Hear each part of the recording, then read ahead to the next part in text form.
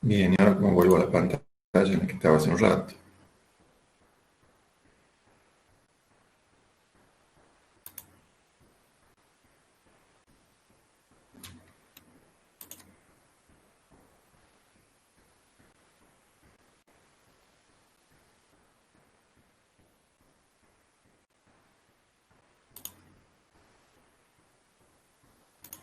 Ahí está. Bueno, un puente es una estructura, deberíamos decir, ¿no? Es una estructura que sirve para conectar, por ejemplo, una carretera para permitir el paso de agua, de un canal o de una cañería, de un conducto, o para conectar eh, un camino peatonal.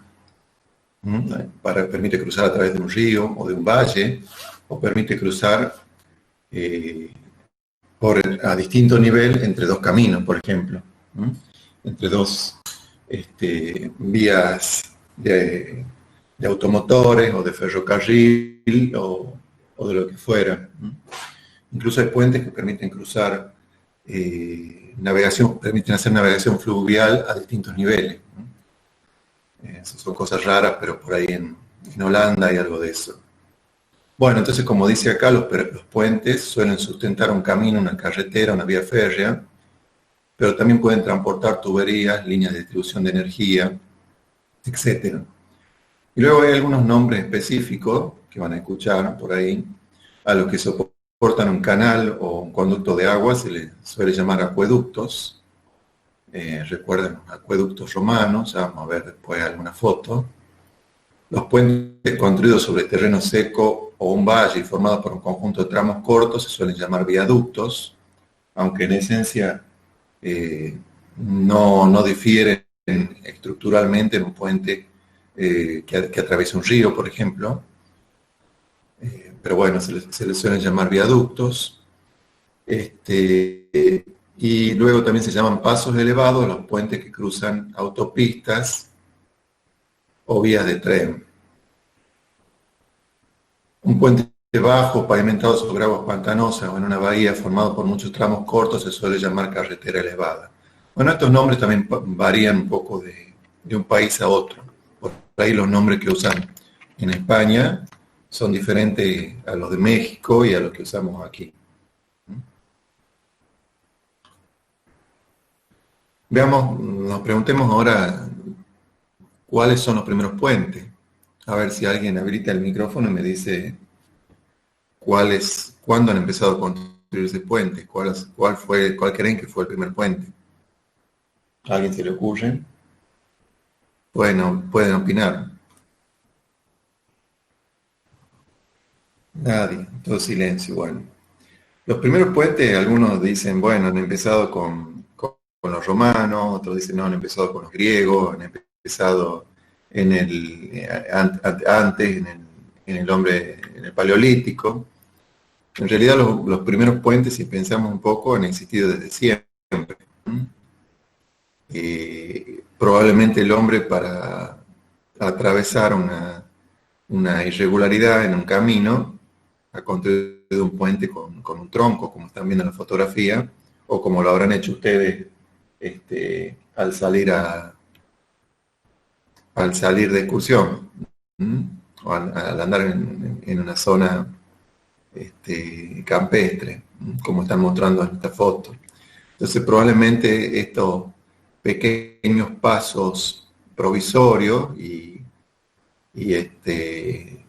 prácticamente precarios han sido los primeros puentes. Luego esto se habrá ido mejorando seguramente, consolidándolos más con otro tipo de refuerzos o incluso combinando maderas, troncos con piedra para realizar puentes un poco más seguros, más durables, de mayor envergadura. Entonces, como dice este texto, los primeros puentes se realizaron colocando troncos para cruzar un arroyo, es decir, que existen desde siempre, desde que existió el hombre, y posteriormente podemos ver diseños más avanzados, atando cuerdas y cables para mejorar la disposición. Y todavía, como les digo, si ustedes van al campo van a ver este tipo de puentes. Luego esto se va combinando con el uso de la piedra, el uso de piedra y postes de madera.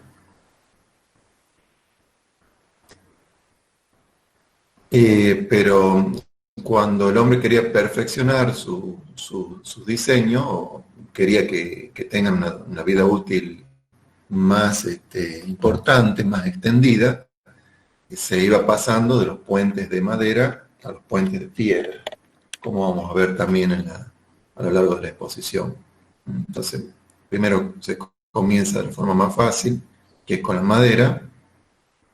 Podemos ver después algunos diseños más sofisticados en cuanto al uso de la madera. Acá estamos viendo lo que podría haber sido una construcción por medio de un gran número de personas con una estructura tipo aporticada, con balcones, bueno, con algo un poquito más avanzado.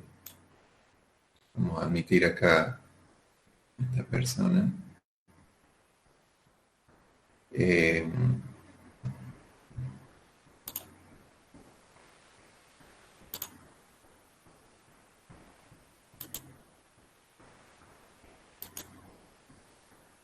Ahora sí.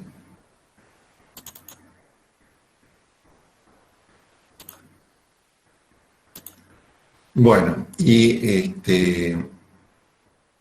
pero como les digo, cuando el puente iba tomando más importancia, se lo usaba mucho, se pasaba a intentar construir en piedra. Y esto se ha realizado en prácticamente la mayor parte de la historia de la humanidad, porque esto recién comienza a cambiar cuando aparece el acero. Y cuando se empiezan a usar puentes metálicos. Y bueno, recién en el siglo XIX empiezan a aparecer puentes metálicos, porque hasta entonces todos eran de madera o de piedra. Y cuando empiezan a aparecer puentes de hormigón, bueno, en el siglo XX, recién el hormigón se empieza a usar en forma masiva en 1930, 1940. Después de la Segunda Guerra se empiezan a usar, se empieza a usar la tecnología del pretensado, hormigón pretensado. Entonces, los años después de las guerras, de la Primera, de la Segunda Guerra, se empieza a construir masivamente puentes de hormigón. Pero como les digo, hasta el siglo XVIII y buena parte del siglo XIX, los puentes que se construían eran de madera o de piedra. Lo que hay que valorar es que muchos de esos puentes de piedra siguen existiendo, como vamos a ver en las fotos que vienen después, siguen existiendo, o sea que nos dan una buena lección de cómo hacer una estructura para que tenga una muy buena vida útil. Bueno, como les comentaba antes y como dice en la última parte de este texto, se han seguido desarrollando prácticamente en paralelo construcciones en madera y en piedra. Por ejemplo, se han hecho arcos de madera, también arcos de piedra. Como se menciona acá, podemos encontrar algún puente de más de 100 metros de luz, hecho ya sea con madera o con piedra, puentes de piedra de varios vanos, también de más de 100 metros de luz. Aquí vemos un diseño que tiene, es del siglo XIX, con madera, ya un diseño más avanzado, tratando de disminuir la flexión tratando de agregar estas estructuras tipo extensiones que salen de las pilas son los apoyos intermedios, una especie de estructura con jabalcones que salen de los apoyos intermedios para lograr disminuir la luz de tramo y tratar de disminuir los momentos flectores, tratar de bajar el momento máximo de tramo. Y si pensamos en la piedra, los primeros puentes de piedra habrán sido simplemente algunas piedras acomodadas, como las de esta figura, que permitían atravesar el cauce de un río, por ejemplo. Este texto comenta que estas construcciones, como la de la fotografía, están en los 5 continentes, son los primeros puentes a base de piedra que construyó el hombre para cruzar los ríos. Este tipo de arquitectura popular es del Neolítico. Ya eran conocidos por los faraones egipcios y en Europa se usaban en la Edad de Bronce y posteriormente en la época de celtíberos y romanos. Entonces estos puentes se creen que comienzan a aparecer en el Neolítico. ¿Recuerdan más o menos en qué año es el Neolítico? ¿Alguno? El Neolítico es la edad de piedra y es más o menos entre el 6.000 y 3.000 años antes de Cristo. Yo tampoco no me acuerdo, tengo que ponerme a ver esas cosas para acordarme, que no sea un problema. Bueno, entonces acá vemos algunos puentes de piedra, con piedras más o menos acomodadas. Algunos van a ver que la piedra está más tallada, en los otros la piedra está más cruda, más bruta. Y pensemos un poquito, ¿por qué se observa en los puentes de piedra que son con disposición de estructura en arco? A alguno se le ocurre por qué el uso del arco. Escucho opiniones. A ver, el primer 10 en la asignatura. Porque resiste mejor la compresión. Claro, exactamente. Porque se podrían hacer un puente tipo viga en piedra, pero estaríamos limitados a luces muy reducidas, un elemento muy pesado, muy difícil de mover. Entonces lo más fácil es mover pequeños pedazos de piedra e ir acomodándolo. Y la mejor forma de acomodarlo para que, como dice el compañero, resista el esfuerzo y el esfuerzo de compresión, porque prácticamente los primeros puentes consistían en trabar las piedras unas con otras. Entonces el hombre descubrió que el arco era prácticamente la única forma de trabajar con piedra. Entonces por eso, por sus bondades del arco de trabajar bien la compresión, el hombre experimentalmente ha ido encontrando cuáles eran las mejores formas para resistir los esfuerzos. Entonces fíjense que casi todos los puentes van a consistir en un arco que se construye primero y luego se rellena. Se rellena con más o menos material para lograr un paso cómodo. Esto ya es un puente un poco más avanzado, más moderno, más trabajado. Incluso si hacemos un zoom, vamos a ver que los mampuestos están mucho más trabajados. Que ahora vamos a agrandar.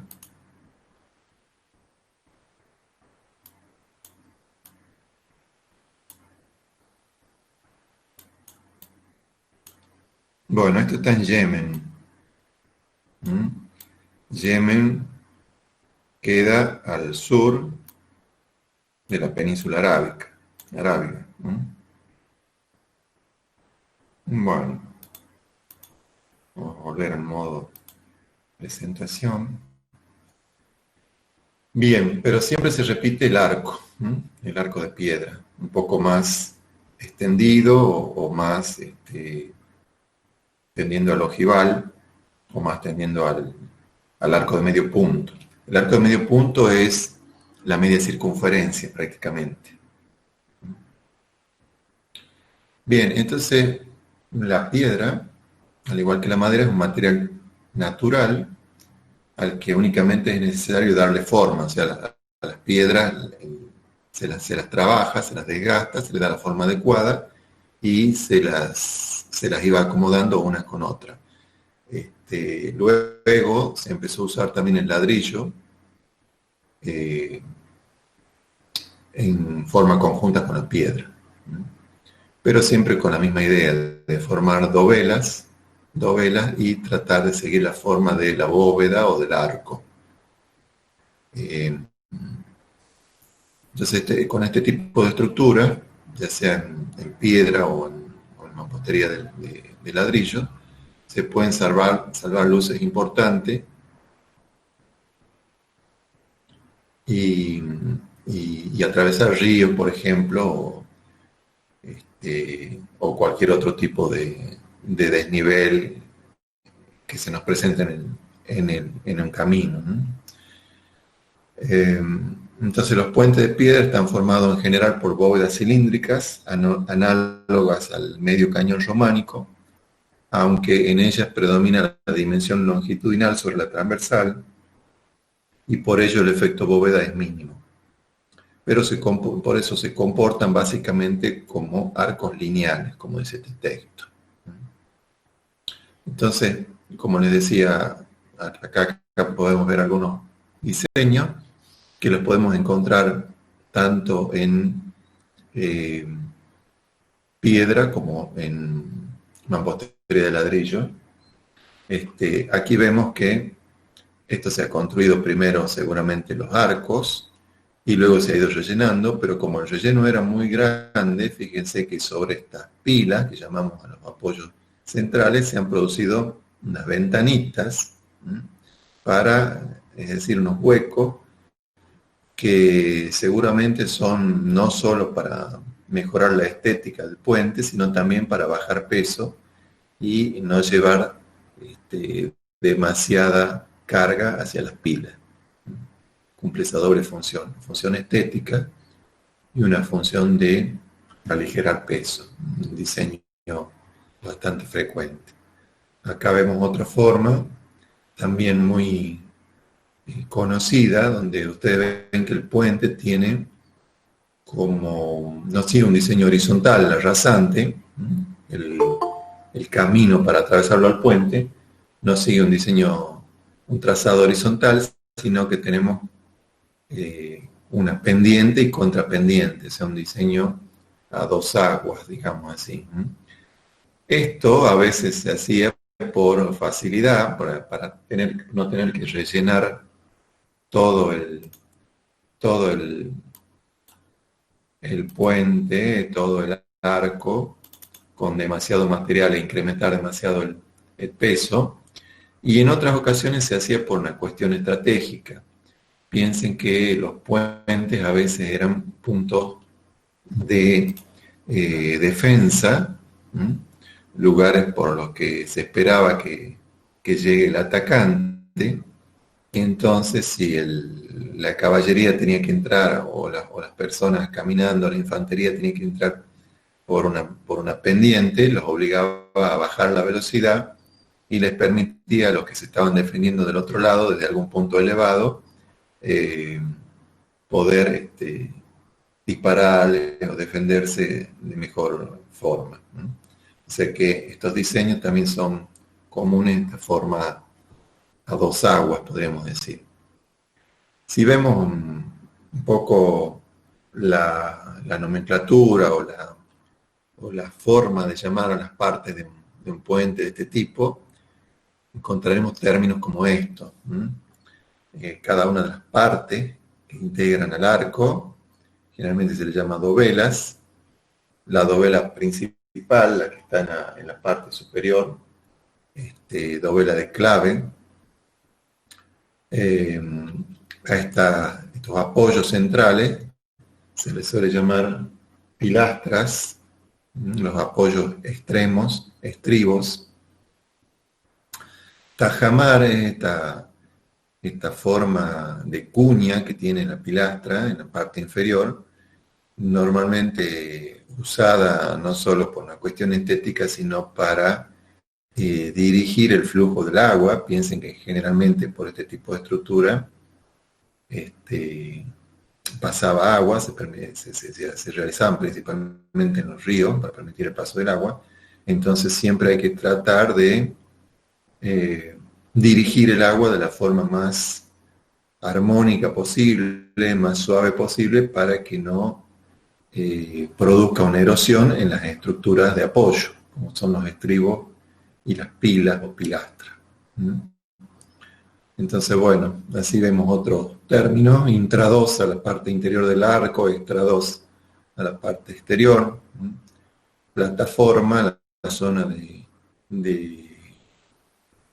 de uso, la zona de camino, etc. Y si nos preguntamos cómo se hacían los puentes, cómo se podrían haber construido estos puentes y cómo se siguen construyendo actualmente, vamos a admitir a Jesús Mamaní, aunque ya es un poquito tarde. Bueno, ¿cómo se construían estos puentes? Bueno, generalmente con ayuda de cimbras, como estamos viendo aquí. Cimbras de madera que servían de molde, servían de base para colocar luego la piedra. Entonces aquí vemos algunos diseños. Si la altura del puente era baja, esta cimbra se apoyaba directamente en el piso, en el suelo, del obstáculo a atravesar, y si la altura era importante, se apoyaba en la misma pila, como vemos en el diseño de abajo a la izquierda, o como vemos en esta otra fotografía, imágenes, la de arriba a la izquierda o la de arriba a la derecha. Vemos que cuando la altura ya era importante, se podía apoyar en la misma pila o estructura soporte. Lo más común era ver en la construcción en piedra estos arcos de círculo, esta disposición de arco de medio punto, pero también a veces aparecen estos diseños más elaborados, como el de abajo a la derecha, ojival o alguna curva rara. También es posible hacerlo, aunque más complicado. Bueno, con esta misma idea a veces les puede tocar a ustedes hacer una casa colonial, un diseño antiguo, y van a usar seguramente alguna cimbra o sistema de encofrados y de moldes parecido a lo que están viendo. Acá vemos otra foto, una imagen tridimensional que muestra lo mismo. Para mover las piedras se usaban sistemas de aparejo, como muestra esta imagen arriba a la izquierda, cuerdas y ruedas para desplazar las grandes piezas, y sobre todo una mano de obra muy importante en cantidad y en calidad. Y es por ello que el arco, el puente de piedra, se ha dejado de construir, porque no se siguen construyendo puentes de piedra, porque son muy caros en cuanto a mano de obra. Tienen mucha vida útil. Hay puentes de piedra que han durado, siguen existiendo hasta la actualidad y tienen 2000 años o más de 2000 años, pero como dice este texto, estos puentes resultan excesivamente costosos y solo se hacen en este momento en casos excepcionales por cuestiones de arquitectura. Por ahí puede ser que en algún parque natural, en alguna zona donde se quiera lograr una integración con la naturaleza, una integración muy especial con la naturaleza, pueden ver algún puente de piedra. Pero la mayoría de los puentes actuales son metálicos o de hormigón. Bueno, entonces, como ya señalábamos antes, el arco, la construcción en piedra sigue prácticamente siempre la forma de arco, y porque es el sistema estructural más adecuado para este tipo de material, podríamos decir casi el único.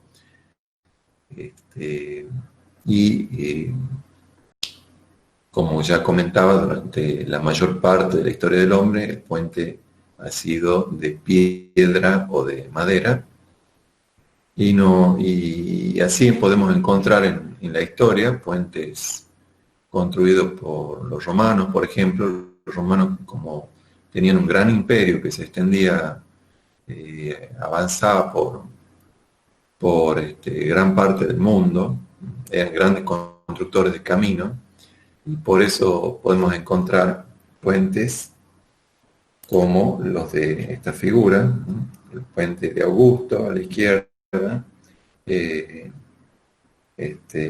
Algunos de ellos han sido parcialmente destruidos en guerra, luego han sido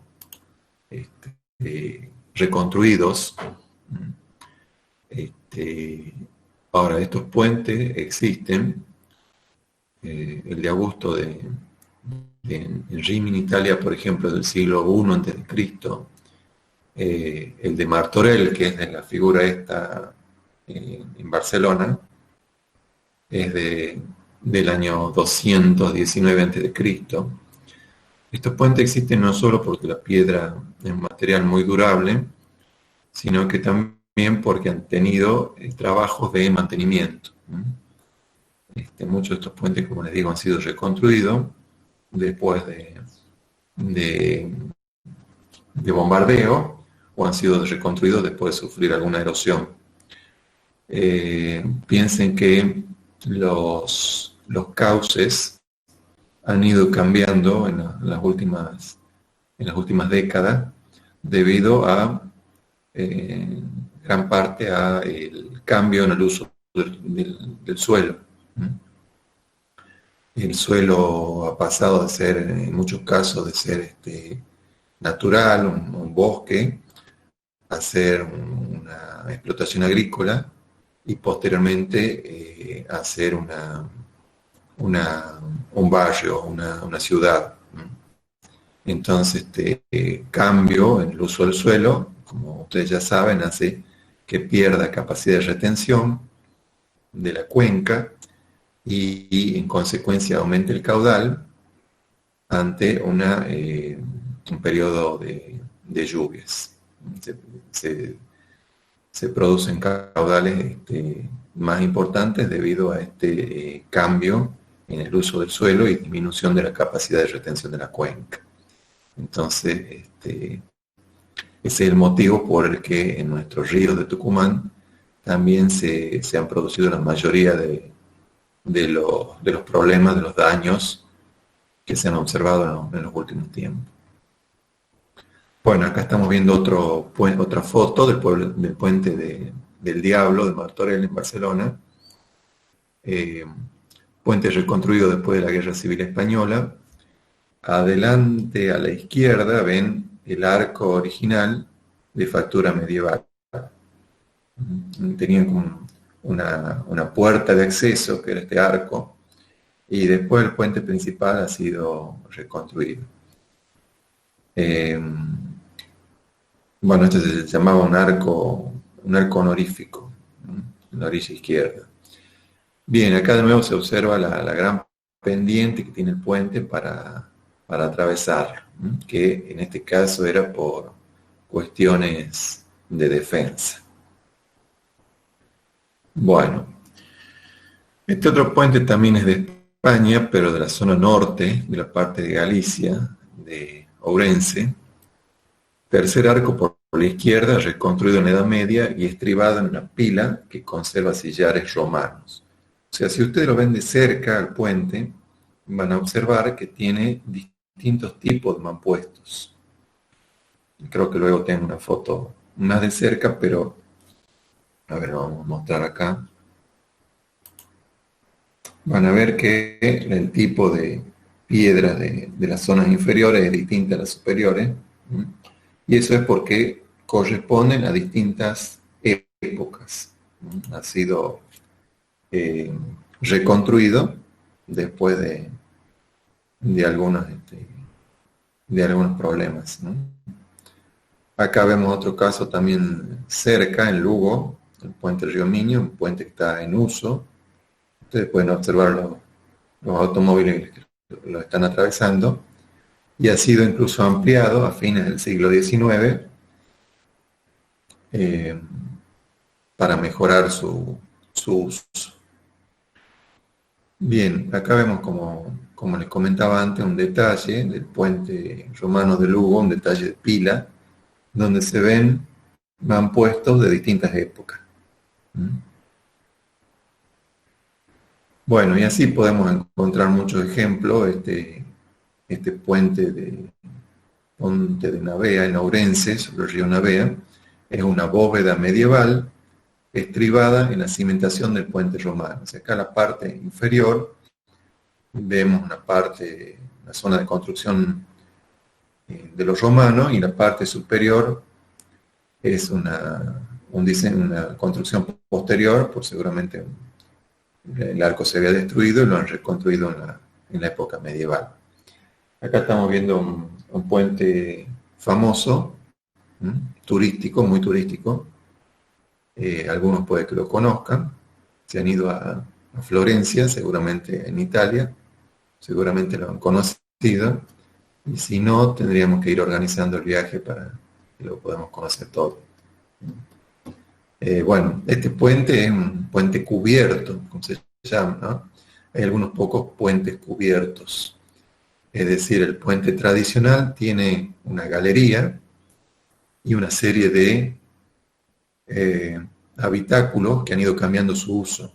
En una época eran simplemente casas de gente de bajos recursos, han ido cambiando su uso a comerciantes. En este momento son comercios de oro la mayoría, ¿no? Es una galería lujosa con casas que venden oro en su gran parte. Este puente está en Florencia, en el río Arno, que es un río que atraviesa Florencia, y ha sido construido a partir del año 1333 y ha sufrido algunas reconstrucciones. Aquí vemos otra foto del mismo puente, una de las principales atracciones de Florencia. Bueno, veamos un poquito, estos eran los puentes históricos, ahora veamos qué pasa después cuando aparece otros materiales, como son el acero y el hormigón, y empezamos a hablar de puentes en base a su fundamento arquitectónico, ¿no? Como puentes aporticados, puentes en cantilever, puentes atirantados, colgantes, en arco de acero, en arco de hormigón, en arco de piedra, algunos pocos todavía, o puentes de vigas trianguladas o reticulados, puentes de pontones, incluso algunos puentes móviles para permitir el paso de embarcaciones. Hay muchas clasificaciones de puente. Podemos encontrar clasificaciones en función de el uso, por ejemplo, puentes, si son para el paso de personas solamente, puentes peatonales, llamados también pasarela peatonal. Luego, si podremos hablar de viaductos o pasos carreteros y viaductos o pasos ferroviarios. Sería una clasificación en función de su función. También podemos clasificarlo en función del material principal que lo constituye, como puentes de madera, de mampostería, de acero estructural, de hormigón armado, de hormigón pretensado, aunque también hay combinaciones de materiales. Por ejemplo, es frecuente la combinación de hormigón pretensado con acero. Ya vamos a ver en algunas fotografías después. Y dependiendo del tipo de estructura, podemos encontrar puentes simplemente apoyados, puentes continuos, tramos continuos, en arco, atirantados, colgantes, con voladizos dobles, etc. Entonces, por ejemplo, acá estamos viendo un puente atirantado. ¿En qué consiste este puente? Se caracteriza porque los tramos no se sujetan por sus extremos, simplemente como es la viga, sino que por medio de cables, tensores, se sujetan en varios puntos del interior de la viga. Generalmente tenemos una, dos o más grandes torres de las que se pueden anclar estos cables y van dirigidos a distintas partes del vano, y con esto se logran luces importantes. Por ejemplo, el puente de esta imagen, el puente de Normandía, que tiene 2.200 metros de longitud total, longitud de extremo a extremo, y tiene una luz, una longitud del vano central, o sea, una luz principal de 856 metros. Este puente ha sido inaugurado en 1995, atraviesa el estuario del Sena, en Francia, y dentro de esta tipología era el puente de mayor luz del mundo. Ya ha sido superado. Ha sido superado, por ejemplo, por este puente que tiene 890 metros como luz principal, el puente de Tátara, el Tátara Bridge, construido entre 1999 y 2008, está en Japón. Y también ha sido superado el puente, bueno, acá se ve de nuevo dos grandes torres, en este caso son de hormigón. En el caso anterior posiblemente era un diseño mixto, acero y hormigón. Generalmente estos puentes se trata de aligerar lo más posible el tablero, por lo cual si bien hay puentes de este tipo con tablero de hormigón, pero lo más común es que para este tipo de luces el tablero sea metálico o sea mixto, es decir, una combinación de acero y hormigón. Este puente, como les digo, construido entre el 99 y el 2008, 890 metros entre los apoyos principales, 890 metros de luz principal. Y también ha sido superado por este puente que está en China, puente de Sutong, construido entre el 2008 y el 2012, que tiene, en realidad es un puente bastante importante en longitud y en longitud total. El tramo central es atirantado y tiene una luz principal de 1088 metros. Está en China, como les decía, atraviesa un río, el río Yangtze, y también ha sido superado por este otro puente que en este momento es el puente atirantado más largo del mundo, que es el puente de la isla Ruski.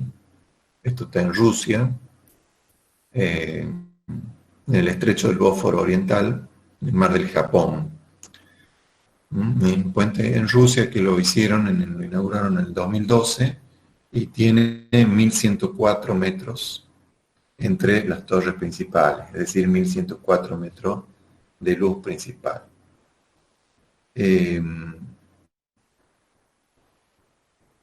Este puente se lo critica porque se lo hizo para una exposición, un encuentro internacional en Rusia, y en uno de los extremos del puente llega una isla. En uno de los extremos del puente esa isla tiene muy pocos habitantes en forma permanente. Entonces dicen que no se justifica hacer este puente para el poco tráfico que tiene. Lo que pasa es que el presidente de Rusia lo decidió hacer por como imagen de la zona para la realización de este evento, ¿no? Y eso es común, que muchas veces los puentes se construyen de cierta forma o con cierta tecnología, no solo por el uso que van a tener, sino porque son un ícono para la zona o por razones turísticas o para fomentar el turismo o llamar la atención de alguna manera. En este caso, una gran inversión realizada. A ver, un segundito. Bien.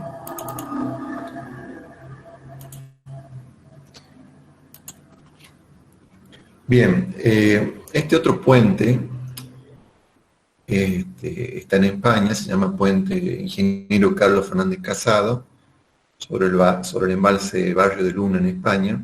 Era, hasta hace un tiempo, ahora ya no es, el mayor puente del mundo atirantado de hormigón. Acá el tablero es de hormigón, construido en 1983 en el embalse Barrio de Luna en León, España.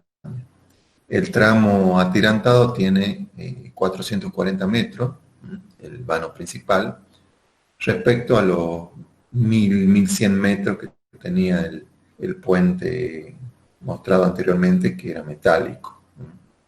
Este puente es de tablero metálico o mixto, seguramente es metálico como los similares que hemos visto anteriormente. Todos son o totalmente metálicos o mixtos, con combinación de acero y hormigón.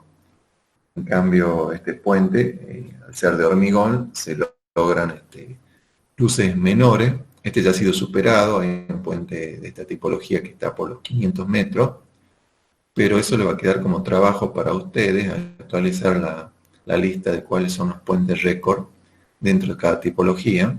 Ya les explico enseguida. Se van a ver que los diseños, la forma de la disposición de los cables responde a dos tipologías básicas.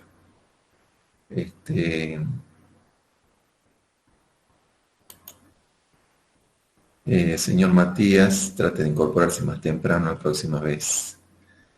Buenos días. Bueno, entonces le decía que los diseños responden a dos formas básicas.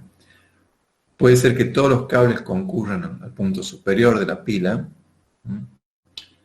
En ese caso se llama diseño en abanico, o puede ser que los cables concurran en forma paralela. En ese caso se llama diseño en arpa. Y hay también algunos casos mixtos. Ya luego seguimos sobre esto. Bueno, otro puente atirantado que se muestra en esta figura es de 1998, de Lisboa, el puente Vasco da Gama. En cuanto a longitud total, tiene 18 kilómetros, con lo que es un puente atirantado en el vano principal y puente de vigas en el resto de su trayecto. Entonces, en total, como digo, tiene 18 kilómetros y el vano principal, el atirantado, tiene 420 metros de luz. Está en la desembocadura del río Tajo, en Lisboa, y también ha sido construido con motivo de una exposición de Lisboa. Aquí vemos otra foto del mismo puente. Observen que son diseños muy estudiados, muy trabajados en cuanto a su estética, desde distintos puntos. Muchas veces no constituyen la solución más económica, sino que se recurre a este tipo de soluciones porque son muy vistosos, son muy atractivos estéticamente. Eh, Generalmente nuestros puentes en Argentina y sobre todo en el NOA se eligen, sus formas se eligen por una cuestión económica, tratar de elegir el puente más económico, más barato, más fácil de construir. Pero en países avanzados, muchas veces la cuestión económica no es la más importante, sino que la cuestión estética pasa a ser más importante. Bueno, en Argentina tenemos puentes atirantados, como el que estamos viendo en estas imágenes. En este caso, el complejo ferroviario Zárate Brazo Largo. Incluso en la imagen superior vemos una secuencia, una parte de su construcción. Esto está ubicado a 80 kilómetros de Capital Federal, como dice aquí, permite una vinculación carretera y ferroviaria entre la zona sur de la Mesopotamia argentina y la provincia de Buenos Aires. Y de paso es la conexión internacional de Argentina que permite llegar a Brasil, Paraguay y Uruguay. Está formado en realidad por dos puentes que se encuentran a 30 kilómetros uno de otro, y por ello se pueden cruzar dos brazos del río Paraná. Cada uno de estos puentes tiene 550 metros de longitud total y permite soportar a una autopista de 4 fajas de circulación y una vía de circulación ferroviaria. La altura sobre el nivel del río es de 50 metros y eso permite la navegación de buques de gran porte.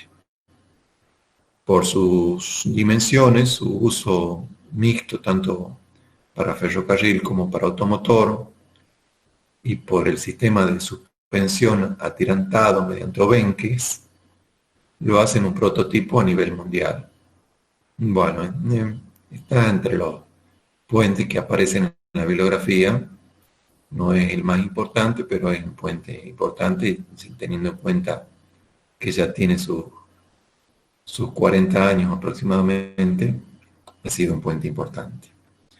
Este otro puente también muchos de ustedes que se han ido a Brasil lo habrán atravesado, es el puente General Belgrano, que atraviesa el río Paraná y une Corrientes con Resistencia. También tiene un tramo central atirantado y tiene una longitud total de 1.700 metros. Es de ingeniería italiana, inaugurado en 1973, y permite integrar el norte litoraleño y el intercambio de la cuenca del Plata. Fue el primer puente sobre el río Paraná, tiene 1.700 metros, como decía, 35 metros por encima del nivel del agua, etc. Bueno, hacemos acá una pausa de 5 minutos y seguimos. En 5 minutos seguimos.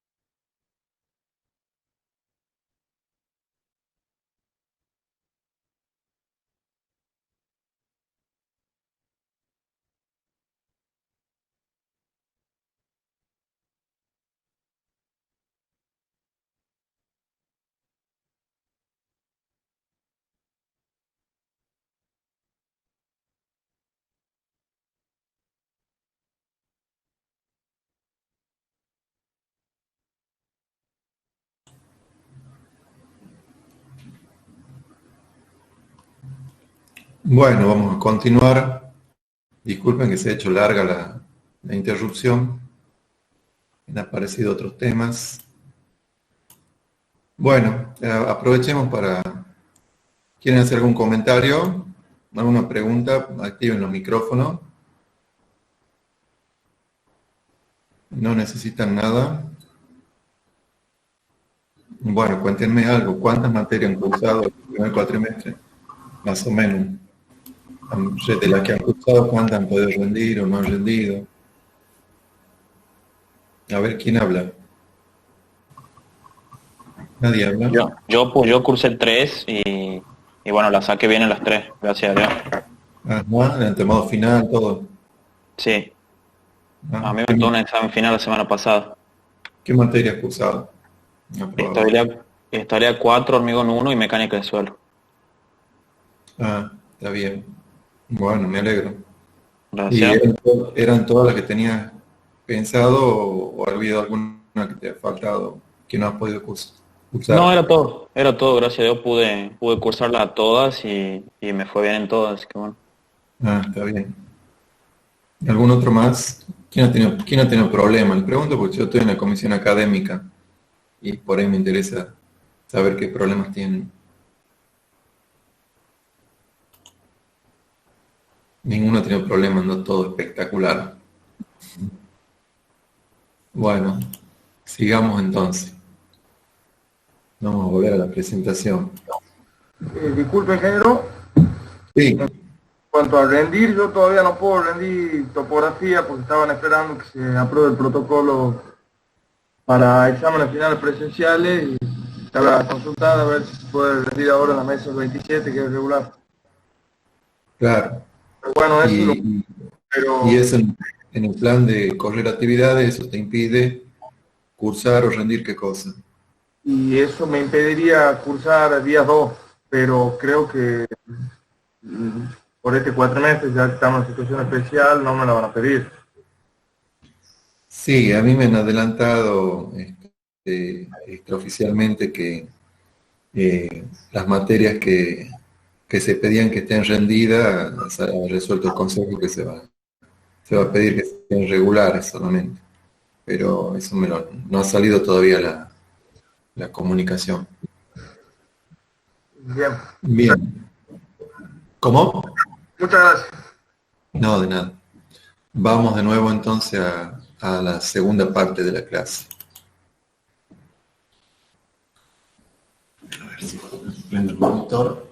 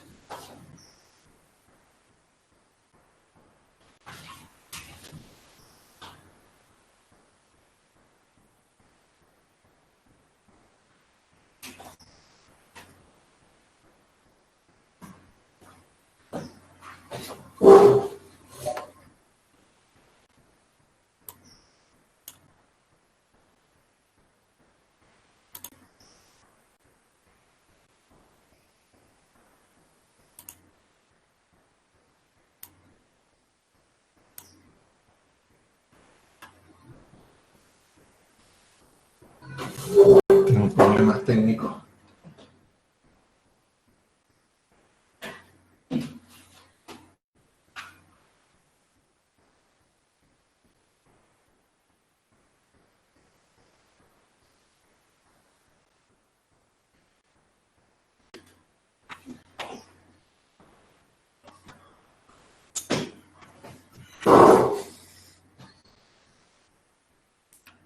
Bueno, ahora sí.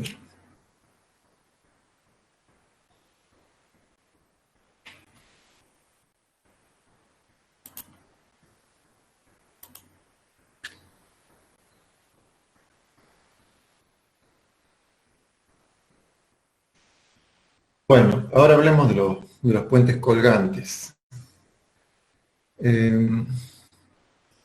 En realidad los puentes colgantes se empiezan a usar antes que los puentes atirantados. Y veamos un poco cuál es la diferencia. El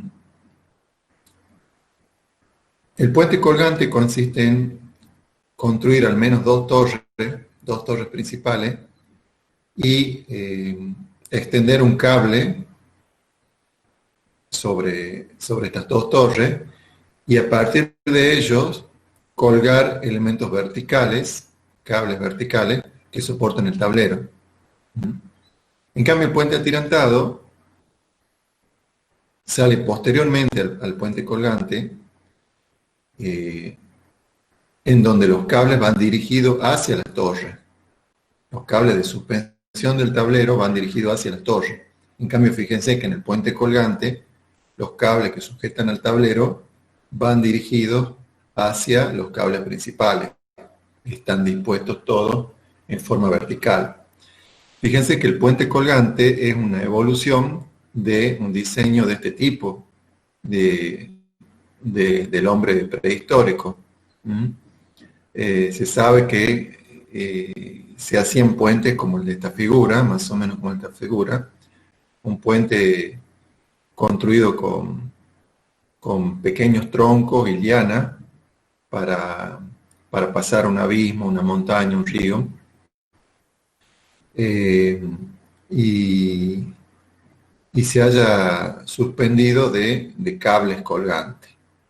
Ahora, para que esto sea posible, fíjense que necesitamos un buen terreno en las márgenes, en los extremos, para poder sujetar estos cables. Bueno, en base a estas ideas primitivas, evolucionadas, se han podido hacer estos puentes colgantes como el de esta imagen. En este caso se trata de la foto del Golden Gate en San Francisco, un puente muy conocido, seguramente han visto muchas fotos, películas con este puente en San Francisco, Estados Unidos, inaugurado en 1937, y tiene un tramo central de 1.280 metros, suspendido de unas torres de 227 metros de altura. No es el primero, hay puentes anteriores a esto. Por ejemplo, en 1846 tenemos un puente colgante de más de 300 metros de luz sobre el río Ohio en Virginia, en Estados Unidos, y fue el primer puente colgante de cable construido en el mundo. Como les digo, actualmente la tecnología de puentes colgantes es más cara que la de puentes atirantados. O sea, el tipo de cables que se usan son más caros, son más, tienen más tecnología. El cálculo es también más complicado. El problema principal, como se imaginarán aquí, es el viento. Acá no es, como toda estructura en su gran parte metálica, tipo puente para lograr luces grandes, son prácticamente puentes metálicos en un gran porcentaje, si no en su totalidad, en una estructura liviana, en donde el sismo, por ejemplo, tiene menos importancia que el viento, que es el problema principal. Encontramos otros puentes colgantes importantes, como este que está en el estrecho del Bósforo, en Estambul, en Turquía. Acá a la derecha tenemos marcada la zona, más o menos. Y tiene un tramo central de 1.079 metros. Se inauguró en 1973 y constituye la primera comunicación permanente de autopista entre Europa y Asia. Este otro puente que está aquí en esta imagen en construcción es el puente de Humber, que hasta 1995 era uno de los puentes colgantes más largos del mundo. Se construyó en 1980 en Inglaterra y tiene un tramo central de 1.410 metros.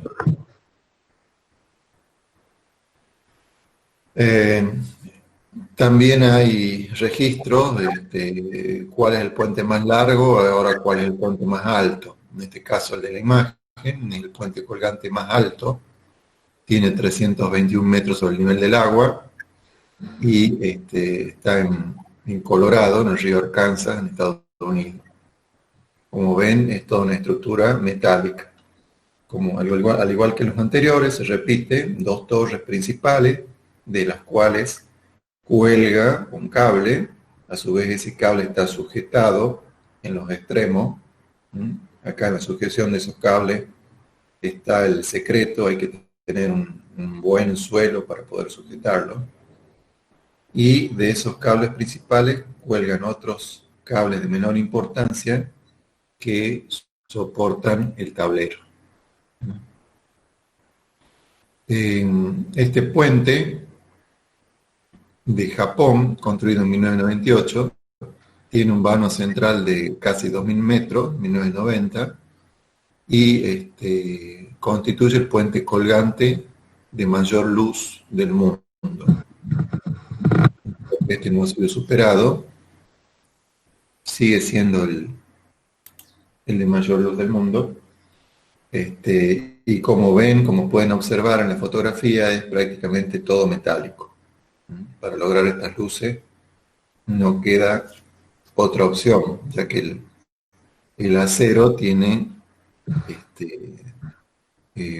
a igualdad de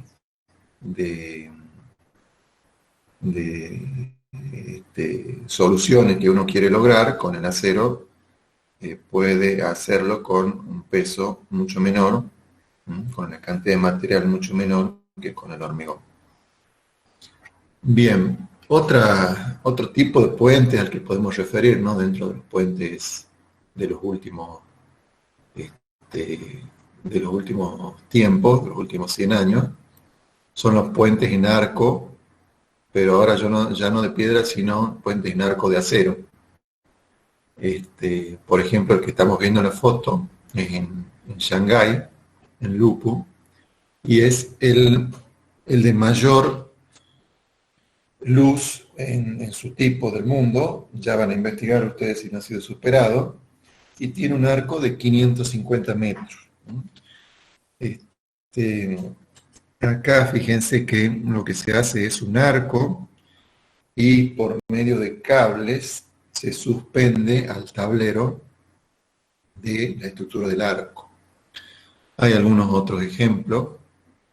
Desde el año 1874, por ejemplo en Mississippi en adelante, hay puentes de luces alrededor de 300 metros, en el año 1965, por ejemplo, todo en arcos de acero. Pero este arco de Shanghái, que es de los años 80, 1980, 1990 aproximadamente, logra los 550 metros. Acá vemos a la imagen de la izquierda una foto del montaje de la dovela de clave, o sea, la dovela central, una secuencia del montaje. Y a la derecha el puente ya terminado.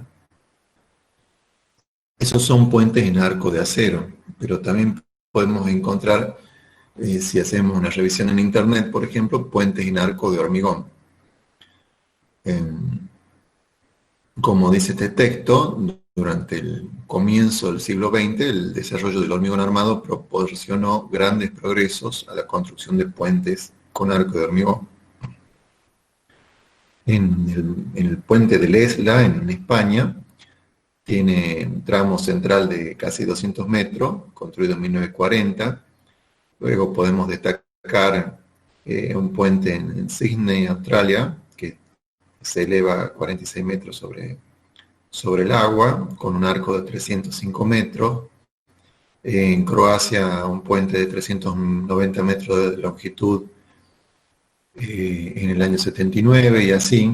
En Brasil, en Argentina y en algunos casos.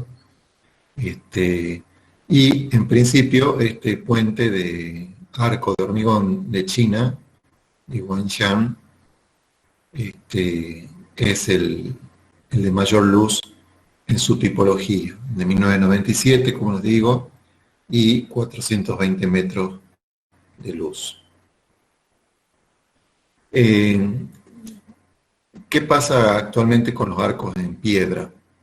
Como ya comentaba anteriormente, los arcos en piedra se han seguido construyendo hasta buena parte del siglo XX y hay arcos de piedra, por ejemplo, eh, alguno con un vano de 90 metros, como es el tramo soportado por arco de piedra más grande en Alemania, 90 metros, y se terminó en 1903. Posteriormente se siguieron haciendo algunos arcos de piedra.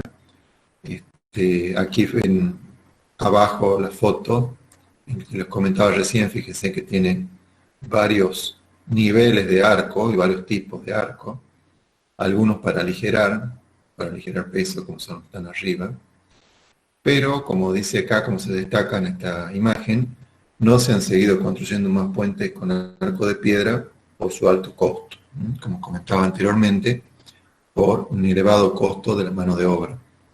Piensen que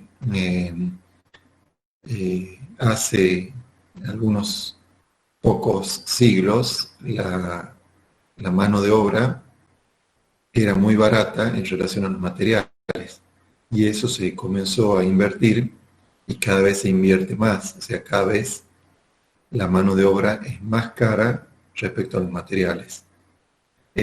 Por eso es que se buscan métodos que sean más eficientes, como por ejemplo la prefabricación, para tratar de disminuir las operaciones en el lugar, tratar de elaborar lo más que se pueda en fábrica, porque eso lleva a un uso más eficiente de la mano de obra y a un uso repetitivo. Bueno, luego en la bibliografía podemos encontrar estos puentes llamados de vigas trianguladas, que en realidad nosotros llamaríamos puentes reticulados, como el que se muestra en esta imagen, que es muy conocido, que es el puente de Quebec en Canadá, que es de 1917. Fíjense que tiene una luz principal de 550 metros y permite soportar una carretera y una vía de tren de 2 carriles. Es un puente tipo viga cantilever. Una viga cantilever que han estudiado en estabilidad 1, bueno, esta sería una aplicación. Nosotros llamamos puente reticulado, acá se le llama puente de vigas trianguladas.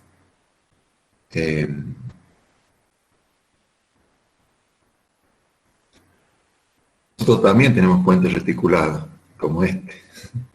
No es tan lindo como este otro, ¿no? Ni está tan bien conservado. Pero bueno, este es uno de los puentes que han traído en barco los ingleses en 1920, 1930, y los han usado en un principio para puentes de ferrocarril, y después se han usado para puentes carreteros. En este caso es un puente que hay muchos de estos puentes en la ruta 38, por ejemplo, paralelo al trazado principal. Ustedes van a ver que están estos puentes ferroviarios o carreteros, y en este caso es un puente que se ha reparado hace unos años en el río Gastona, y ha intervenido el Instituto de Estructura por un problema que tenía una de las pilas, es decir, uno de los apoyos intermedios del puente. Pero bueno, como ustedes se imaginan, como ven esta foto, la característica común de nuestros puentes, y especialmente de estos tipos de puentes, es la falta de mantenimiento.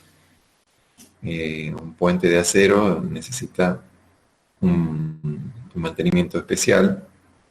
Un puente de hormigón también lo necesita, pero el puente de acero, como ustedes ya se imaginan, necesita mucho más mantenimiento. Bueno, hay otros puentes especiales que podemos encontrar en la bibliografía, como son estos puentes llamados de pontones. ¿En qué consiste? Son puentes flotantes permanentes. Es como disponer una serie de barcos, como ven en esta foto, una serie de barcazas, como ven en la foto de arriba a la izquierda, de arriba a la derecha, perdón, o la foto del centro, que no se ve tan bien, pero esa es la idea. Ponen una serie de barcos y sobre ello tratar de construir el tablero. O sea que son puentes flotantes,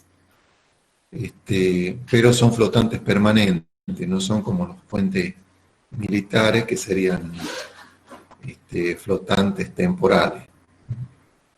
Este caso de la foto es un puente de Calcuta, en la India, que tiene 466 metros de longitud total, soporta una carretera de un poco más de 8 metros de ancho y tiene 14 pares de pontones, es decir, de soporte flotante, de 48 metros de largo y 3 metros de ancho.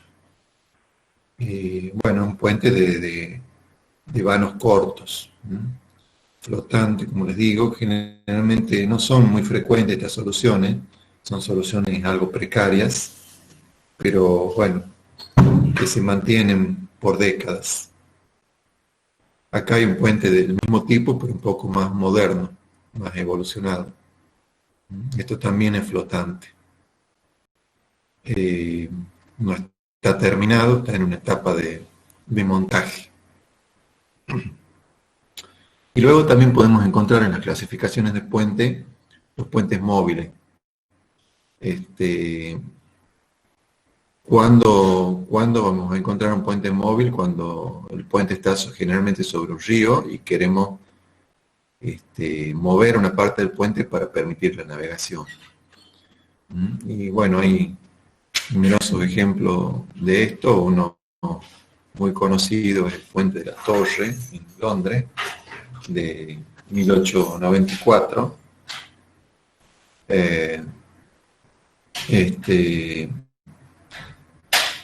Que básicamente hay tres tipos de sistemas de puentes móviles. El de arriba al centro es basculante, o sea que el puente se divide en dos tramos que se levantan uno a cada lado. Esta es más o menos la idea de los puentes que ustedes ven en las películas, en los castillos.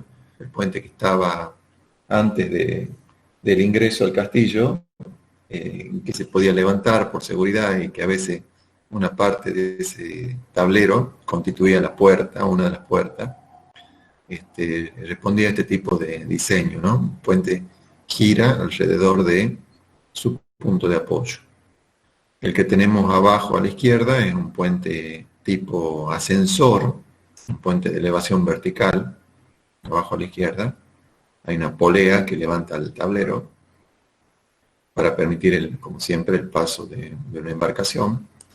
Y hay otro sistema como el que se muestra abajo a la derecha, que es un sistema giratorio, un puente que gira alrededor de un eje vertical. Por ejemplo, el puente de la Mujer, que está en Buenos Aires, responde a este tipo. Creo que tenemos una imagen después. Bueno, acá tenemos en foto el puente de la Torre de 1894 sobre el río Támesis. Responde al tipo basculante. Es un puente muy, muy turístico, llama mucho la atención. Responde a ese tipo, al tipo basculante. Aquí vemos una imagen del mismo puente, permitiendo el paso de la embarcación en el momento de la elevación. Acá vemos otro tipo también basculante, pero acá todo bascula alrededor de un solo punto, todo el vano bascula alrededor de un solo punto, es de Holanda. Un diseño interesante. Fíjense de la forma trabajada del punto de apoyo del estribo, en este caso, estribo, soporte principal. Este responde al segundo de los tipos mostrados, el tipo ascendente o ascensor. Fíjense que el tablero está elevado en este momento, y por acá está la continuación del puente en este nivel, que estoy señalando abajo a la izquierda, y está elevado para permitir el paso de una embarcación, ¿no? O sea que eso respondería a el puente de elevación vertical, el mostrado a la izquierda en la parte inferior. Y acá tenemos uno basculante, que era el mostrado en la imagen, en las primeras imágenes a la derecha abajo. Acá todo el puente de estructura metálica ha girado alrededor de su punto de apoyo, de la pila. El puente de la mujer, les decía que está en Buenos Aires, en Puerto Madero. Vemos la foto superior, la imagen superior cuando está en servicio, en uso del puente, y la imagen inferior cuando ha girado 90 grados para permitir el paso de una embarcación. Además, bueno, este es un puente atirantado, con un diseño muy especial, muy vistoso. Este es uno de los casos en que el diseño es lo que prima, lo que prevalece sobre otras cuestiones. Acá la parte estética ha sido preponderante, dejando de lado la parte económica. Bien, entonces esta imagen resume un listado de distintos tipos de puente. En la primera columna dice el tipo de puente, por ejemplo, puente colgante, puente atirantado, puente narcometálico, etc. ¿Cómo se llama el puente? En la segunda columna, Akashi Kaiko, por ejemplo, el primero. El lugar y la fecha de finalización, la luz máxima en metros y la longitud total en metros. Siempre tengan en cuenta no confundir. Es muy frecuente que notas periodísticas o de internet se confunda luz con longitud, que son dos cosas muy distintas. Entonces ustedes que son casi ingenieros no confundan las dos terminologías. Entonces hay un listado que ya tiene unos años y ha sido superado. Entonces el primer trabajo de ustedes va a ser actualizar este listado. Acá hay un repaso de estos puentes, el puente colgante, que les mostré en la clase, ahí lo vemos en la foto inferior.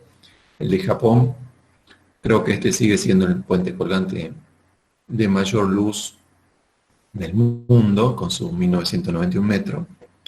Más o menos hay que acordarse del orden de magnitud, ¿no? El puente colgante, con el que se puede hacer se pueden lograr las mayores luces, está alrededor de casi 2000 metros. Luego bajamos a la mitad y están los puentes atirantados. Este, como ya les mostré, el de Japón ya no es el mayor puente atirantado, ya hay un puente en Rusia que tiene 1100 metros. El de Ruski. Entonces, ustedes tienen que actualizar esta lista. El arco metálico de Lupu en Shanghái, fíjense si el arco metálico sigue siendo el de mayor luz o no. El arco de hormigón en China, de 420 metros de luz. La viga metálica de Quebec, de 549 metros de luz. Puente de viga de hormigón en China de 330 metros. Caja metálica sería un puente cajón, un puente de sección cajón metálico. Este está en Brasil. Este es el que une Río con Niterói. Río con Niterói tiene 300 metros de luz. Entonces, como tarea les dejo para el martes que viene que revisen este listado, lo actualicen y en el caso de que lo actualicen agreguen una imagen. Lo pueden hacer en un documento Word o en un formato PowerPoint o como les guste. Agreguen una imagen de cada uno de los puentes, más o menos de lo que encuentren que han sido superados. Hay varios de estos puentes que han sido superados dentro de cada categoría. ¿Se entiende? ¿Entienden cuál es la consigna? Pueden preguntar. Bueno, algunas imágenes adicionales de puentes famosos. Esto, por ejemplo, el puente de Fort, en el estuario de Fort, en Escocia. Es un puente ferroviario de acero con dos tramos principales de 520 metros de luz cada uno, y tiene una longitud total de 1,6 kilómetros. Y es de 1890.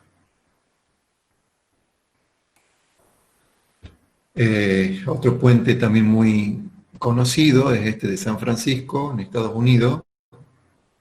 Es de 1927, tiene dos tramos de 335 metros y un tramo de anclaje de 152 metros, es decir, unos tramos laterales. Este de Estados Unidos también en Mississippi, tiene un tramo principal de 480 metros. Como ven, Estados Unidos tiene muchos puentes metálicos, sobre todo para lograr estas luces importantes. Metálicos y reticulados, todos estos puentes. El de Humber, que se los mostré ya en la clase, es un puente colgante construido en 1980 con un tramo central de 1410 metros.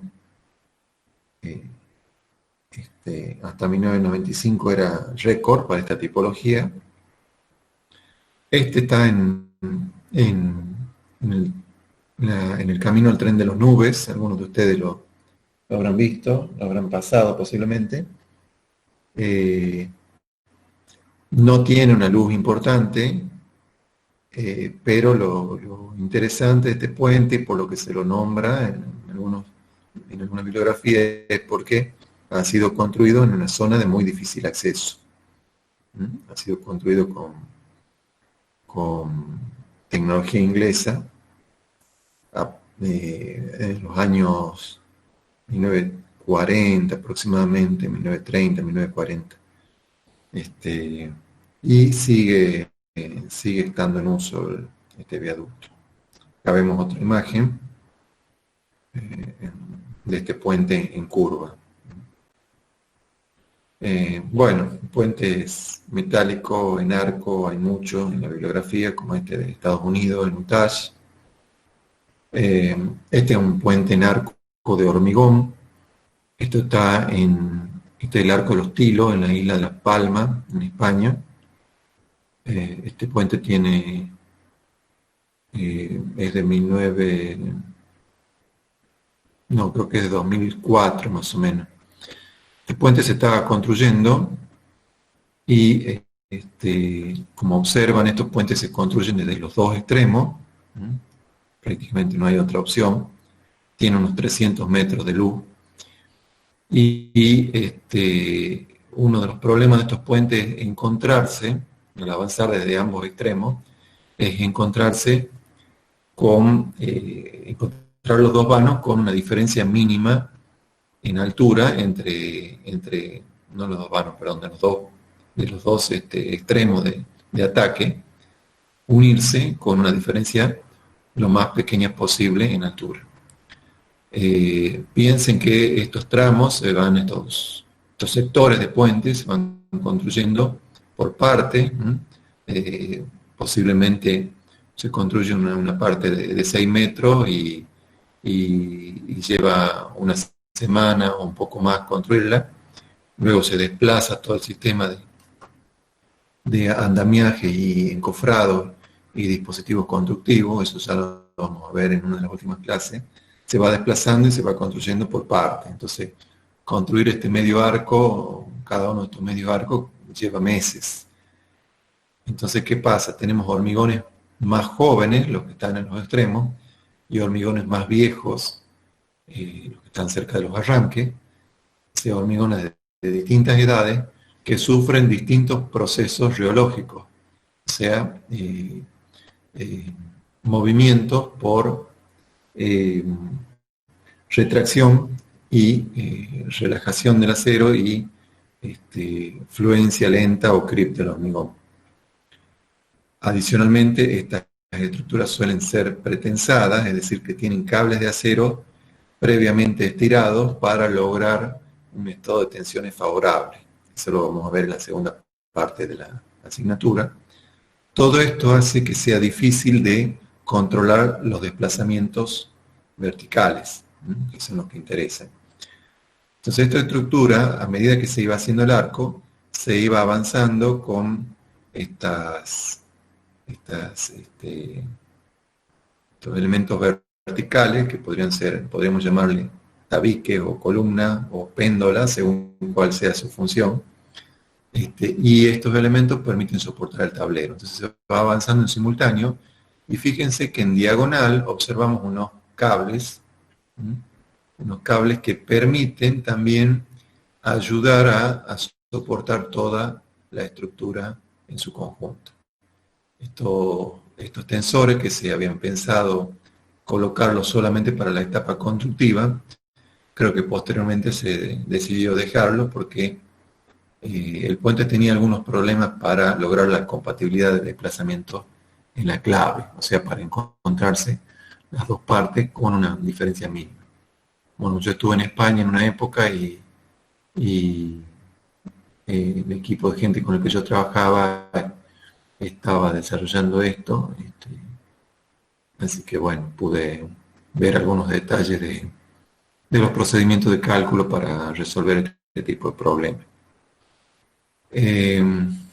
Bueno, con eso dejamos por ahora.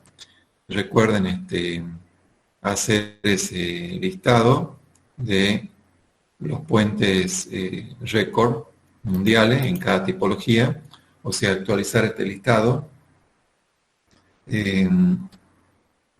Hoy hemos hecho un cambio, ya que la clase práctica la va a dar el ingeniero Kassen el próximo jueves a las 10 o 10 y media, ya va a decidir el horario. Habitualmente las clases son como máximo son de los martes de 8 y media a 12, esto es como máximo, creo que con esta modalidad van a ser más breves. De 8 y media a 10 generalmente hacíamos la teoría, luego hacíamos un intervalo de media hora, y de 10 y media a 12 tenían la clase práctica. Y los jueves damos otra clase teórica de 10 y media a 12. Esto lo vamos a ir, puede ser que lo vayamos cambiando un poco, y los horarios no van a ser tan extendidos, en principio. Así que lo que les recomiendo es que den una mirada a las exposiciones que le vamos a subir ahora, no sé si ya están subidos o ya se va a subir en un rato, de esta clase que ha pasado. Y bueno, realicen las preguntas, que pueden hacerlas ahora, pueden hacerlas al comienzo de la próxima clase, al final de la próxima clase, o pueden enviar mensajes por mail con las preguntas que necesiten. Por ahí estamos limitados porque había comentarios que yo hacía en el pizarrón, que ahora, cosas que surgen en su momento durante la exposición, que ahora es un poco más complicado, pero bueno, ya vamos a ir resolviéndolas en el camino. No sé si quieren hacer algún comentario, tienen alguna pregunta. Si no, cualquier cosa, como les digo, envían un mail. La ingeniera Daciano les va a volver a subir el archivo de Excel para que lo completen con los datos que faltan. Vamos a estar tomando asistencia, requerimos que asistan a un porcentaje alto de clase, que presenten los prácticos, y ya veremos alguna otra forma de evaluación para tratar de que un porcentaje alto logre aprobarla en un tiempo breve, digamos antes de fin de año. Bueno, quedamos así, muchas gracias, y nos vemos el jueves con el ingeniero Carlsen. puede que yo también esté presente en la clase, y si no, el martes seguimos con la clase teórica. Bien, ingeniero, muchas gracias. Muchas gracias. Ingeniero, gracias.